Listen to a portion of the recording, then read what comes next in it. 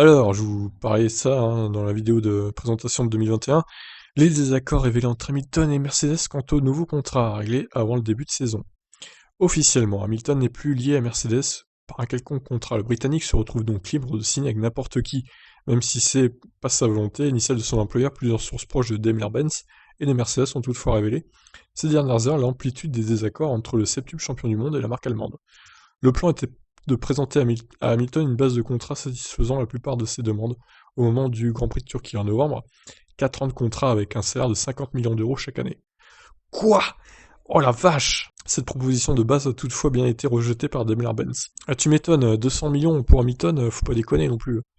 Surtout qu'il y a les budgets capés pour les pilotes, les salariés cap, donc non, ils pourront pas quoi.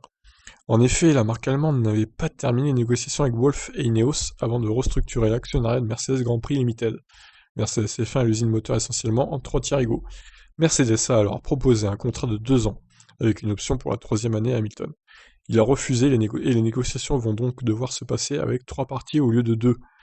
Ah oui, d'accord, bon. Un coup de poker pour le Britannique, mais on comprend mieux pourquoi Daimler comme Ineos sont chargés Wolf de la réussite des négociations avec le pilote. La nouvelle date limite fixée par Wolf, la veille des premiers essais hivernaux, à Barcelone, fin février. En attendant, même s'il est sans contrat, Hamilton peut évidemment continuer à se rendre à Brackley pour préparer sa saison et sa future monoplace. Mais Mercedes ne pourra plus exiger grand-chose de plus tant qu'un nouveau contrat ne sera pas signé. Alors, 4 ans de contrat, ça me paraît énorme. Je le vois mal aller quand même jusqu'en 2024, Hamilton, mais bon, on sait jamais, hein, peut-être qu'il sera encore motivé.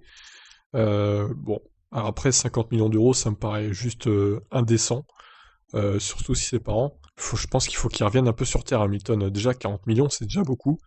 Ça serait 160 millions pour 4 ans, déjà, ce serait pas mal. Bon, apparemment, Daimler veut pas trop le voir autant de temps. Eux, ils proposent plutôt 2 ans plus une troisième année en option. Donc je ne sais pas comment ces négociations vont finir, mais il va falloir trouver un accord en tout cas. Ils ont encore quasiment 2 mois pour trouver quelque chose, mais attention, c'est pas fait, hein, ça se trouve, ils vont pas tomber d'accord et Hamilton va quitter la Formule 1 sans avoir l'envie de quitter la Formule 1. Donc il va se retrouver sans volant. Ça serait quand même incroyable ça. Mais bon, ça a peu de chances d'arriver, mais on sait jamais. Je vous laisse réagir donc. Qu'est-ce que vous en pensez de tout ça? Ciao.